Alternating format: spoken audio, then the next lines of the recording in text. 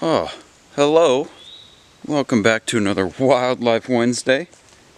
Today, I am out here on Twisted Birch Trail, just below Rock Ledge Cliff. And today we're going to look at some ferns. I haven't really talked about ferns that much, and you may be saying, ferns, oh, such a bummer, it's kind of boring. You know what? Ferns are incredible. I will show you a couple reasons of why they actually are just so incredible, and what diversity of ferns there are even just on this one trail. That trail being Twisted Birch Trail here at Bethel Horizons. And now looking through this environment, it's very lush, very verdant, very green. And then we come here and we have this wonderful fern here. This is what's known as a northern Maidenhair Fern. This is probably my favorite fern that is native to here in Wisconsin. It's spectacular. Let's get a closer look. As you can see, this fern, it's a stunner. You can see the little nice water droplets on there. They're just, it's such a wonderful fern. The Maidenhair Fern. Well, now, what makes this one a little bit more distinct from others, clearly it's not the fronds on there, the leaves. They really aren't that frilly. They kind of just have these nice serrations on the side of the leaves there. And they come out in this almost semicircle shape, as you can see there. It goes like that, right? They're so nice. Look at that semicircle. Classic Maidenhair. Classic. Oh, they're so nice. These ones are a little bit less common.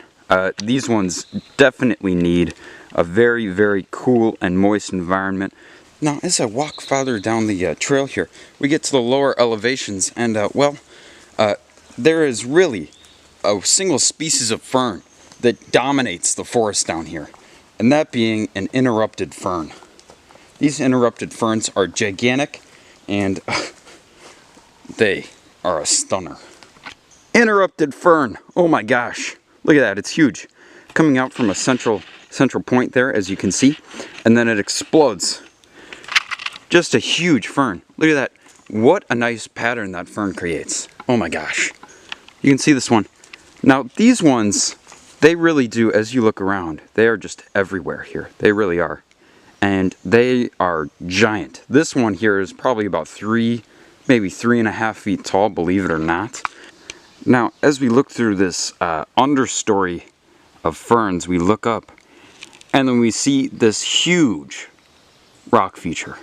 Now it's hard to capture it all, but that's about a 40-foot cliff right there of very, very old sandstone.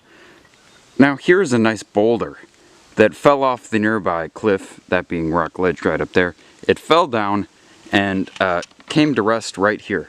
And then this birch tree grew in front of it. How nice is that? But this sandstone here is extremely old. In fact, it is roughly 450 million years old. That dates it back to the Ordovician period. Which it was a long time ago. Now, I hope you enjoyed all of that talk about the ferns and the sandstone as much as I did, because I really enjoyed it. And if you enjoy nature as much as I do, or even just a little bit, make sure you get outside in the next week or the next month or the next year. Make sure you get outside. Stay curious. Keep asking questions when you're outside, and maybe you'll learn a thing or two. All right. And until next week, I hope you have a wonderful time, and I will see you on the next installment of Wildlife Wednesday.